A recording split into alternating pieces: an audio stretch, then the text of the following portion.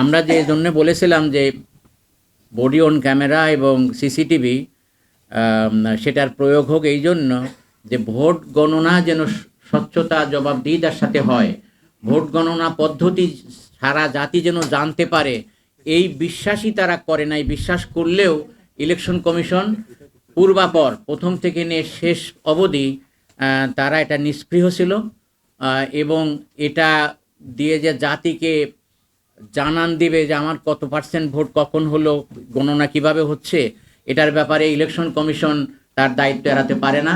তারা অত্যন্ত অবহেলার সাথে এটাকে গ্রহণ করেছে এবং শেষমেশ আমাদের দাবির কারণে এটা লাগানো হলেও তার কোনো দৃশ্যমান ব্যবহার নাই, যার ফলে এই গণনা পদ্ধতিটা জনগণের কাছে অত্যন্ত প্রশ্নবিদ্ধ হয়েছে, ফল প্রকাশও প্রশ্নবিদ্ধ হয়েছে। যদি এই বডি অন ক্যামেরার সবচেয়ে যদি সিসিটিভি যদি অন থাকতো যখন গণনা করা হচ্ছে, তাহলে এই যে ভোটের শিল্ডে পাল্টানো, কাটাছিড়া করা, কেন অতিরিক্ত সময় লাগলো, জাতি কিন্তু এই প্রশ্ন করতো না।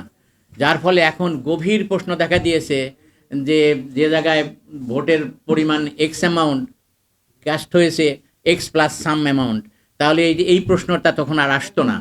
তো এইটা একটা আপাত দৃষ্টিতে শান্তিপূর্ণ নির্বাচনকে প্রশ্নবিদ্ধ করার জন্য প্রশাসন এবং ইলেকশন কমিশন নিজেই দায়ী। আর প্রশাসন কেন দায়ী, স্ট্রাকচারালি দায়ী কেন সেটা আমি বলেছি, যে ইলেকশন শুধুমাত্র যেদিন ইলেকশন হচ্ছে ওইটাই ইলেকশন না, তার আগের থেকে প্রস্তুতি, সব কিছু, গণনা, ভোট গ্রহণ, গণনা, ফল প্রকাশের পরে সহিংস ঘটনাকে স্তীমিত রাখা, এই ঘটনাগুলো যে ঘটেছে এটা আমরা বলবো যে আপাত দৃষ্টিতে শান্তিপূর্ণ নির্বাচন হলেও অনেক ক্ষেত্রেই এজেন্টদেরকে বের করে দেওয়া হয়েছে এবং সেখানে যেমন আপনারা উদাহরণ হিসাবে বলতে পারি কুমিল্লা, বরুড়া, ভোলা সহ সারা দেশের নানা জায়গায় আমাদের কাছে রিপোর্ট আসছে। আমরা বিস্তারিত রিপোর্ট যদি এখন দিচ্ছি না, দিলে আপনারা দেখতে পাবেন।